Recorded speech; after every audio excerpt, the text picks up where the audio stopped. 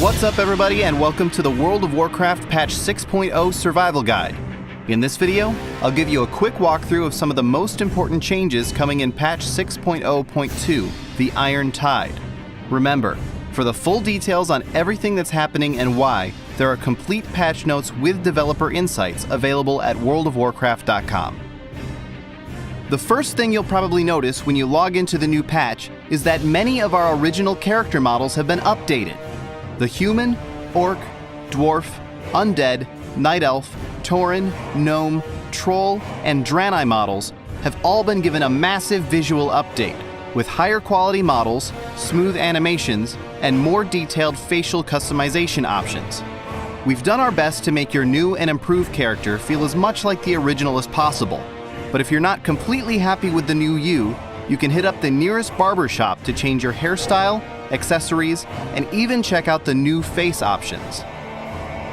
As this patch is the precursor to the Warlords of Draenor expansion, there's some new pre-launch content that will give you your first taste of the Iron Horde. In the Blasted Lands, the Iron Horde is beginning its invasion, and the Alliance and Horde are taking their first steps to push them back. You can undertake a series of level 90 quests to repel them and earn some special rewards, such as the Iron Starlet Battle Pet and Iron Vanguard title. Meanwhile, a special level 90 version of the updated Upper Blackrock Spire dungeon will be available.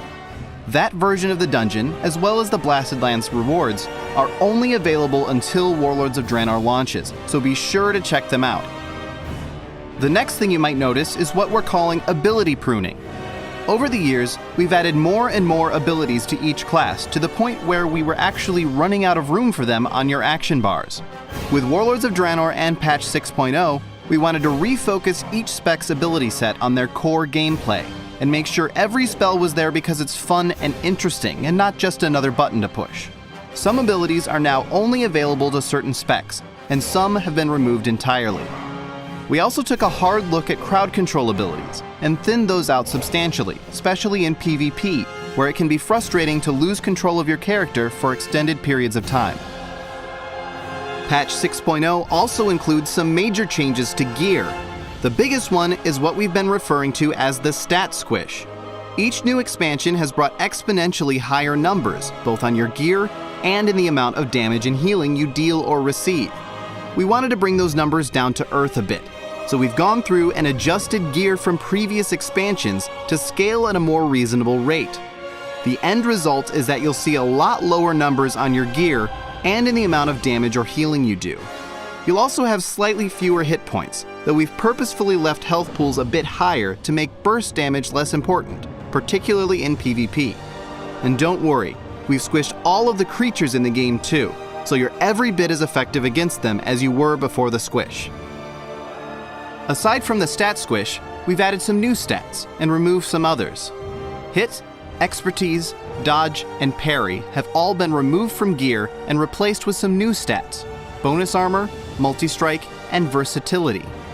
Multi-strike will allow your damage or healing spells to hit multiple times, and versatility will both increase the damage and healing you do and reduce the amount of damage you take.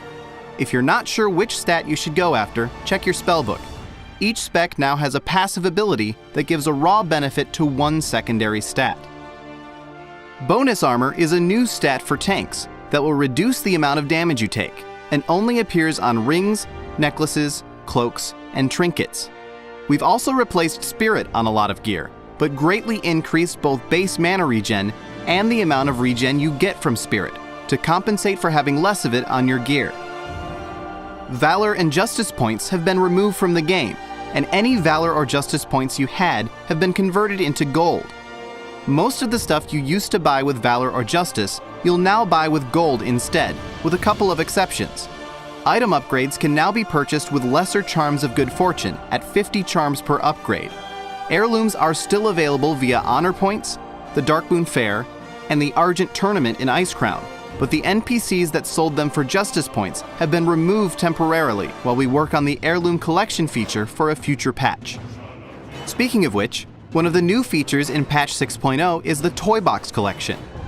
Here, you'll find all of the fun little toys you've picked up, such as the flippable table or the puntable marmot, instead of having to carry them around in your inventory. You can open the toy box by pulling up the Collections window and clicking on the Toy Box tab. Patch 6.0 also includes our brand new Pre-Made Groups feature.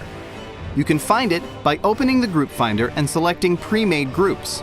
You can make or find a pre-made group for basically anything: quests, dungeons, raids, arenas, battlegrounds, or even a custom group that doesn't fall into any of those categories. It's a great way to find new people to play with, or get into content that doesn't work for random matchmaking. If you're into PvP, you should also check out the new Skirmish feature, which will allow you to queue up for unranked 2v2 or 3v3 arenas, either by yourself or with some friends. That pretty much covers the most important updates and features in patch 6.0, but there's a lot more going on, so be sure to check out the full patch notes on worldofwarcraft.com.